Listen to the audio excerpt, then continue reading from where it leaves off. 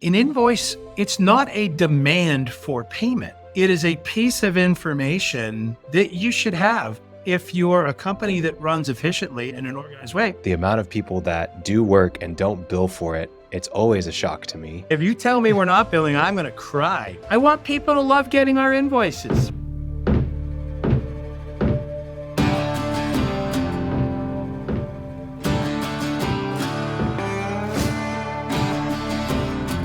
Strong companies, lasting partnerships, powerful events. Welcome to the Experience Builders Podcast.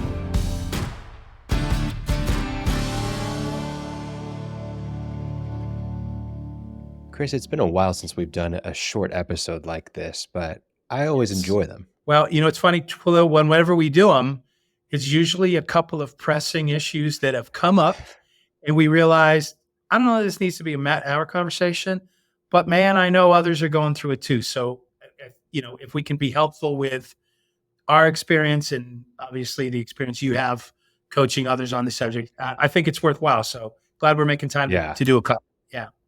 Yeah, absolutely. And this is a pressing issue. It's related to billing, and goodness gracious, the amount of people that do work and don't bill for it, it's always a shock to me. Well, first of all, why don't we start with just your experience? If you tell me we're not billing, I'm going to cry. I wasn't there, but you're right. It happens. Yeah, absolutely. So share your experience for us with what happened recently. Okay. And by the way, you just triggered a thought. I literally this week just got an invoice from a past vendor from 2 years ago. And, it wasn't an enormous amount, but it was $1,500, $1,800. I mean, it's a significant amount of money. And the investing, I'm like, what is this for? And it was for a satellite office. And, I don't know. I'm thinking poorly of this vendor because it took them almost 2 years to bill us. And so even if it's legit, I get it if we owe the money, but so it started me thinking about the importance of the relationship that our back of the house, administrative, in this case, accounting people have on the relationships with our customers, with our partners, that we all work so hard. And so we have a person in our accounting department that we've been having a discussion about. We don't want to just meet expectations and get things. I'm looking for a better encounter for our customers with anybody in our organization, accounting included. So that it started me thinking about, what are you saying? I want people to love getting our invoices, right? Nobody loves getting invoices, but I want it to be regularly scheduled. It shouldn't be a surprise when we're working for you regularly. If we mail copies on Thursdays, then let's make sure we're mailing them on Thursdays. If we're sending them to, out via email, then let's make sure we send them to the right people. How many times, I know Experience Builders listeners know this, but you're sending them to the salesperson or somebody you work with who may sit on that and not forward it to the right people. And now, if you're a couple of weeks past a due date, now somebody from a company is calling to follow up on it. And it's the first time the finance and accounting team on the customer side are even seeing it. And somebody's telling them, this is late and could you please pay today? And you go, this is not how we want to do that. So that's what I started thinking about is, I don't know if we call this, first I was like, how do you improve your accounting process? Love my invoicing. That's what I thought it would be a great title. Love my bills. Yeah, to be clear, it's also, there's two parts of the invoices. One's getting them out, the other's getting them paid. And those are two different stories. On the getting it paid, it's not your it's not your team's responsibility to actually get them paid. Yes, they can follow up. Yes, they can remind. But we're just talking about what you can actually control, which is actually getting the invoice out.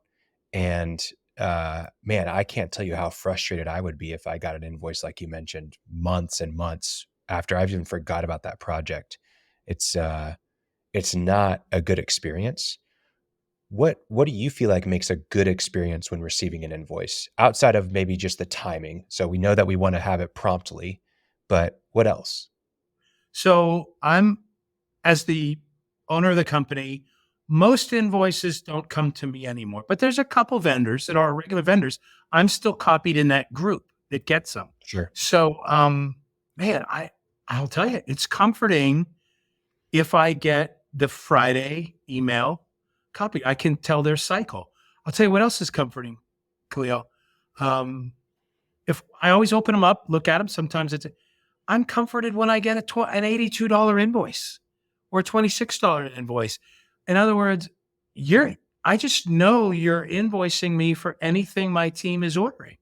In this case, I'm thinking of a particular materials supplier and that we're very active with. And so there's a statement in there about what our balance. I can get a quick peek at the bottom. It says what's my current, if there's any past due. If it's a big invoice, it might trigger me asking somebody, in operations, hey, what was this? I noticed we ordered $8,700 worth of plywood. What do we got going? What's going on? To me, that's so. I think the regularity is part of it. I think I hear my accounting people, the folks that do my payables, talk about, oh, we just heard from Jody at blah blah blah, or I just love talking with Helen at so and so, and I love when they connect because when it's a customer of ours, when we're asked to show grace for a customer that generally, pays us, well and on time, we'll do anything to help them out in a crunch situation. And I also like to know that relationship's beyond me and the owner of that customer company or vendor company. It's great when you see your people develop those relationships. It just, because ultimately the end user customer is the beneficiary of that, because it just keeps things moving smoothly and quickly. So I think those are the things I look for: regularity, good information on it, and hearing feedback that the human beings that are managing that accounting process, Khalil, are getting along. Yeah. So I think something that you mentioned with those small invoices, a lot of times companies, they have that small invoice. I've even been guilty of this myself at times. There's that small task or, service work you did, or that product that you sold. It feels like I'm not going to send the $26 invoice. And so I'm just going to tack it on to the next one. Whenever we send the next invoice, I'll just add it there so it's all part of one big bill. But you think about from the other side of it, a lot of companies, they're managing their WIP reports for works in progress. It's really key for them to be able to see exactly what they're spending on each job. And if you start lumping things together, it becomes too much. let And me tell you so, something. I'm in our Las Vegas operation. Our production manager here, Miss Tina, you're going to get a little finger waggle from her if you start putting, because everybody works off POs, right? So if you have a job and there's a PO and all of a sudden it's $26 or $82 more, that causes anxiety in people who live and die by the exact numbers those things need to be, and people who are matching up things like budgets and purchase orders. So, send me a statement and can have it on there. But you're gonna get a $26 invoice. We're not chasing you for it, net 30 or net 15 or whatever your terms are. But no, it is important, I think, that you still create the written record. It's just so much easier to track it for what it needs to be assigned for your own reporting. And something else that I really love, whenever I have some contractors that I work with, and they send me a list of mostly quarterly. I don't have any monthly. I know some people that get it monthly. Hey, here's everything that we've billed in the last quarter. And it's a really great report. It's not an invoice. It's just, hey, I just wanted to, for your records, and here's what we show, everything that we've invoiced in the past quarter. That's super helpful for me, because if I ever have to go back and reference anything, I also just forward it on to my accountant and to see if it's matching up with anything that we have on our end. But that's a really great way to love people's invoice and billing process. One clear thing that I want to say is that a lot of companies struggle with accounts receivable. I've seen literally months worth of overhead expenses in accounts receivable. And that would change a company's outlook and the way they felt day to day. And so much of that can be changed by getting billing out the same week. Just getting invoices out the same would change everything, and getting people to actually pay those invoices. But you're right that there is a way to do it that is a great experience in terms of billing, even though they're forking over money. A lot of times you've got to get rid of that head trash, and you've got to have better processes in place for your team. I think that's a great thing that you're not involved with the finances, because the head trash should be eliminated from it, of like, oh, should we bill yet? Did we do a good enough job? I want to make sure it's right before I send the bill.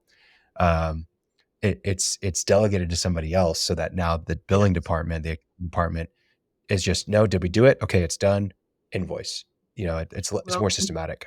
As a person who now infrequently is copied or receives those, in invoice, at least I hope our customers know, it's not a demand for payment. It is a piece of information that you should have. If you're a company that runs efficiently in an organized way, you probably have a purchase order you're looking for. We have customers, they will not pay anything unless there's a purchase order number attached to it. So they have a job, and there's a job number, there's got to be a purchase order number. And so I respect that. And so if I happen to see I'm on the receiving end and I'm copied on an invoice, for me, it's an opportunity to get some information about what my own company is up to. I know that sounds terribly out of touch, but it is huge. Here's something else I look for, Khalil, is the terms, right? And so it makes me think about the terms. We've been through, like, we try not to have a bunch of different terms. There was a time, we use QuickBooks Pro Manufacturing as a software, right? And you go in there and you click the terms in the drop down, and there's 75 different, pre-written terms. And I'm like, oh my, what is this about? Let's get, so we went through a period a while back of cleaning all that up. Our terms are what they are. I'm not going to write new ones. If you're asking for grace or special circumstances, we may very well give it to you. But we'll just know about that, and we make sure that in the staff meetings that we have, the accounting department knows about that. So when we get asked for the final bill and we send it, remember we've given these guys an extra 15 days or an extra 30 days because of the way their customers paying them. We'll do that for good customers. But I look to see, so the terms. The other thing is on an invoice, is it easy for me to see who the contact person is and their phone number is if we have a question on it? Because people make mistakes, both us and them. I don't want to have to call. I don't want to have my sales rep call a vendor sales rep or a customer sales rep. And there, we have one in particular, he who shall not be named, about who likes to get involved in the accounting and special terms, but he'll say to me, I'll make a call to so-and-so and do it. We'll get it worked out. That makes me uncomfortable, right? We have people for that. Let's include them. But anyway, again, there's been a couple things in my life this month that made me really think about this and go, there really is an opportunity to strengthen relationships with our customers and vendors through the people in accounting that are doing invoicing and paying bills. And I'm sure our listeners that have been doing this a while absolutely know that. But if you're struggling with inconsistent cash flow, if you're struggling with customers that aren't paying you in a timely manner, it may not be the accounting person, right? It's they're not getting the right information. Their process, there's a glitch in their own process. So sometimes our accounting person, their accounting person talking can flesh out what that is. And we're not looking to be, I don't want anybody on the phone from my company calling a customer going, listen, scribble out a check, you little hangnail. I'm tired of the runaround, right? We really don't have those customers anymore. So let's keep it pleasant and we know we're doing the work. We know you appreciate it. And the best way to say thank you is to pay your bill. So let's get them the information. Exactly. Well, great little short episode. I think Oh, yeah. I'm sure it does resonate with most people. Hopefully they figured it out, but there's always ways to improve, especially when it comes to billing, because it's Then critical to how you operate. if you really want to earn, I'm trying to do the Taylor Swift heart. If you want to do that you prepay, right? And we love that, right? The early payers. But anyway, thanks for taking a few minutes and unpacking this with me. I think it's even if there's just a few people. I know during the busy season, every gets busy. You kind of skip, or you're late, or you're behind on your monthly billing or whatever. But really does it's the grease that keeps the wheels turning in everybody's company. Glad we got a chance to talk about it. Absolutely. Thank you all for listening. Subscribe to us on wherever you listen to podcasts, as well as YouTube. Follow us on LinkedIn. Talk to you soon. See you on the next one. Thanks for listening to the Experienced Builders Podcast. Check out our website in the show notes or visit crewxp.com to learn more.